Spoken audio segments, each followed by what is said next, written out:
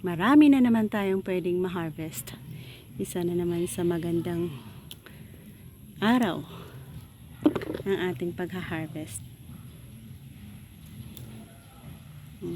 Siguro mapadami tayo dito. Ganda. Ang ganda ng size ng ating kamatis ngayon.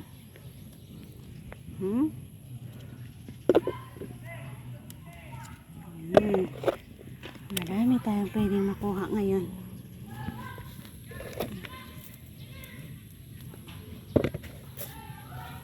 Kahit dito sa mga saluyot natin, mayroon tayong natanim na kamatis.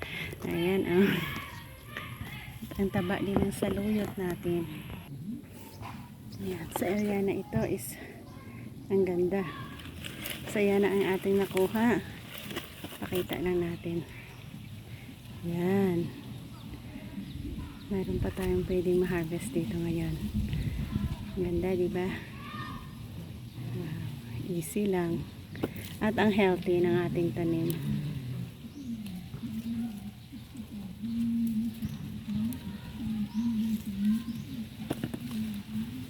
Malapit na ito mag-end. Pero, ayun, continue pa rin tayo sa pag-harvest. Ito rin sa kabila. Ayun, oh. Ang ganda, oh. Laki.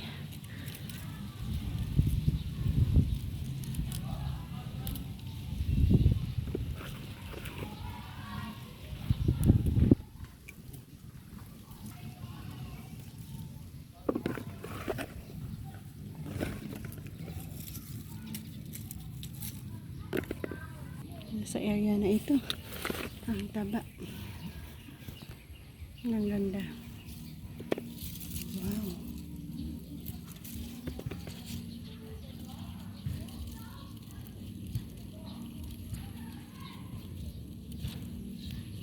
Pwede na rin yan. Ito rin.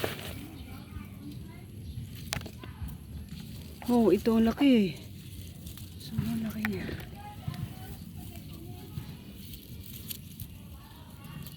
Nag-enjoy indeed ako sa mga harvest natin na ito.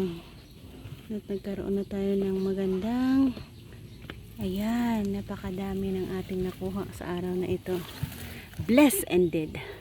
So ayan, sa mga naiwan dyan, continue to grow and produce more fruits.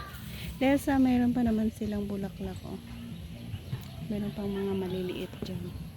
Thankful and blessed.